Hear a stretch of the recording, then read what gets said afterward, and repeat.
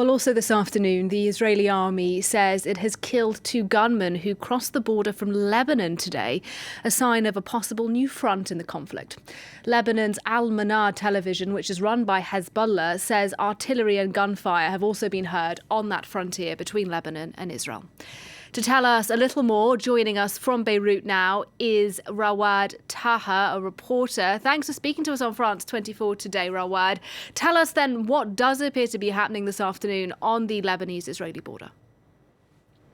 Well, after we had a stable border for the past almost 24 hours after the first attack by Hezbollah on outposts on Israeli sites in Shabab Farms, which is a disputed area, we saw some relative calmness. However, we have major escalations going on as we speak right now. Earlier this afternoon, we had an infiltration by a group of four men from southern Lebanon into the northern territories of Israel. Two men were killed, according to Israeli reports, while the other two men are currently at an unknown location.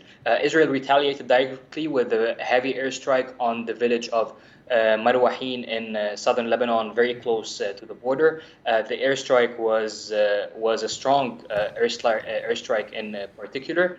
Followed by that, we saw some artillery and bombing on outskirts of multiple towns across the border. For the past few minutes, it has been relatively calmer.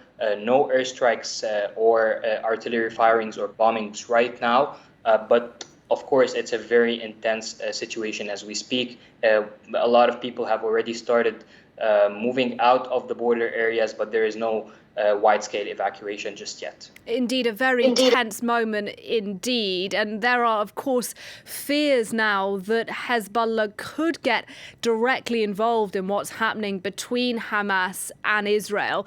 Hezbollah and Israel fought a bloody war, didn't they, in 2006? So how serious might it be were Hezbollah to get directly involved in what's happening right now?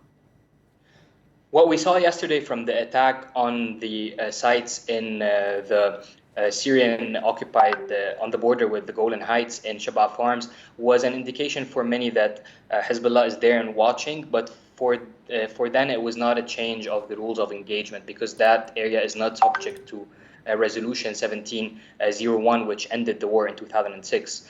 A lot of Lebanese politicians are calling on Hezbollah not to get involved in this war because Lebanon cannot sustain another 2006 war, especially given the dire economic situation in the country right now. Back in 2006, Lebanon had resources, was able to respond to the humanitarian crisis. Municipalities across different regions welcomed people from southern Lebanon for a month at that time. Right now, Lebanon cannot sustain another war, and that is very obvious to everyone. One thing to point in particular is that after the recent infiltration, there was statements by Hezbollah sources which clarified that they were not responsible for this attack. However, the retaliation on this afternoon infiltration by Israel was launched on some of the sites or outposts where Hezbollah militants are usually there observing. So I think for the next few hours, we need to see what further escalations could bring to the table and whether Hezbollah is going to respond back to that response from Israel.